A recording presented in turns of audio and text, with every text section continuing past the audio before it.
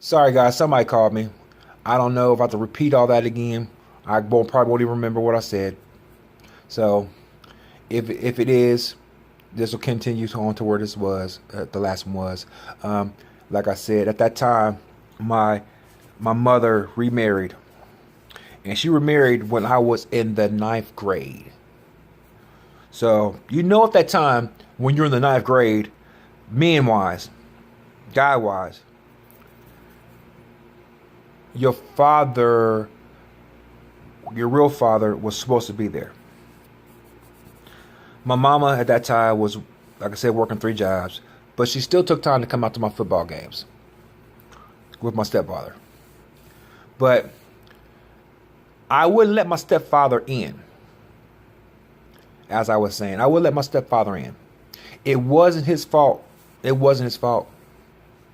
Like I said before, he wasn't abusive to me, maybe a little bit of mental abuse, but I think he was just trying to be that type of way to make me grow up and not to be dependent on my mama so much or on my family so much, which truthfully, he was right.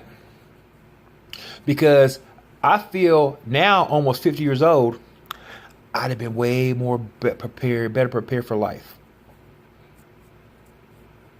He wasn't doing nothing than probably his father was teaching him. I'm not saying he was rich. He was richy rich, because he wasn't. He worked in Durham, pouring hot metal, hot steel.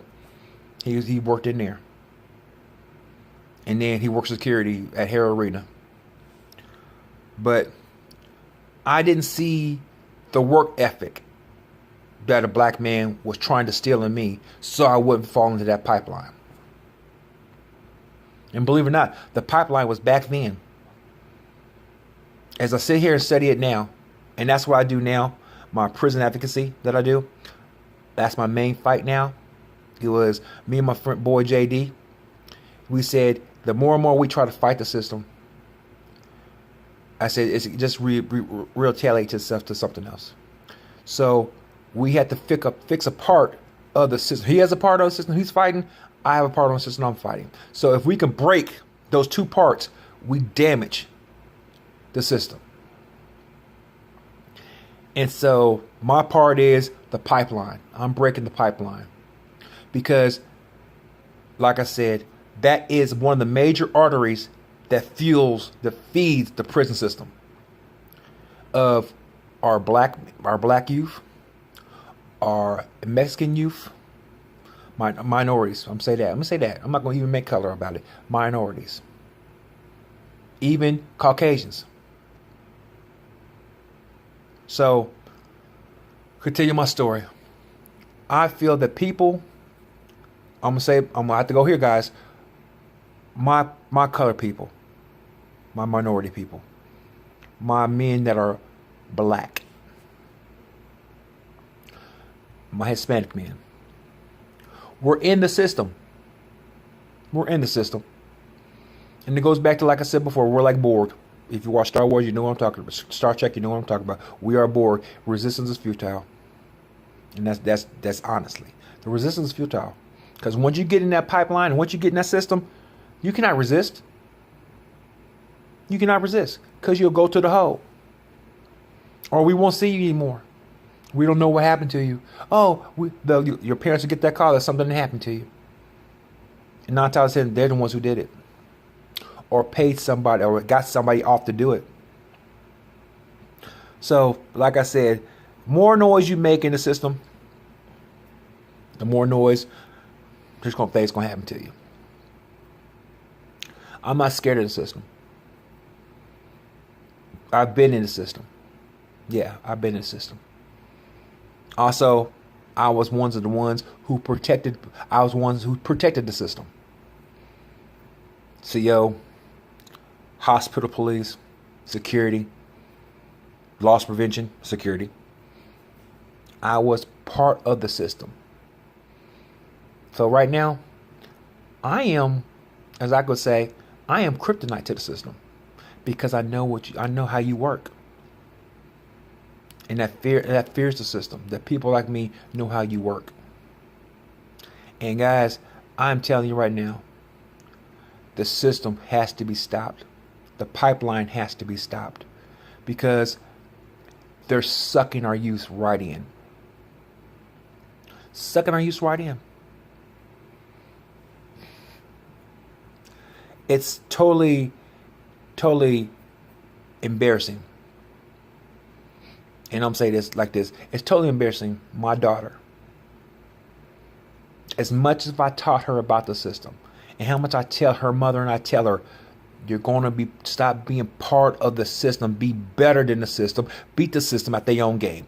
Beat the system means intelligence. Use your head. They can't take your mind from you. They can't take your mind from you. And I know every parent says the same thing about their child, but my daughter is smart as the whip. Smart as you know what. She helps me with my college math. Yes, I'm back in school. My college math. She helps me with the math. She is a brain when it comes to math. She's a brain when it comes to science. She can write a paper like nobody's that. She got that from my mother. She can write a paper. Say the paper's due on Monday. She can do it Tuesday. No, she could do it Sunday night at 9 o'clock at night and turn it in and be perfect and get an A. She can wait that much long because she knows what to write, and her grammar and handwriting is completely great. If I just had just a pinch of her intelligence, man, I'd be a bad boy. But I took it the hard way. I took it the way the system wanted me to take it. They took it the way that the pipeline wanted me to take it. And I was in the pipeline from left high school. When I got in college, playing college football. Listen to what the coaches say. You need to do this, or you need to take this, or you need to do this. Then I tore my knee up. And what'd they do? Well, we can't keep giving you the scholarship because, you can't play. So, we have to give the scholarship to somebody else, the money to somebody else who's trying to get into school, who could use it. And he's an athlete. He's a football player. So, but you can say you're still here. You stay here, and we'll give it to you next year. Hopefully we'll have a scholarship for you next year. Hopefully we'll have a scholarship for you next year. But yet here's a student loan. So your mother, you guys can fill out, and so you guys can go ahead and go to school. We'll pay for it. So when school's done, college is done, I'm in debt already. Because I was in debt because I was wanting to go for physical therapy. I wanted to be a trainer, athlete trainer. So that's medical school. So there's see how the pipeline branches off to different parts, branches off to this and branches. It comes off the main pipeline, but it branches. It branches to feed other system things, i.e., college debt. There's no possible way that a child who just getting out of school and they give you how long? 6 months to find a job. They can pay that $100-some bill. How much it is?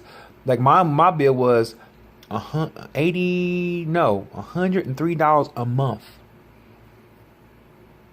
My student loan bill for the next 10 to 20 years. I know for life they're gonna owe me for that long.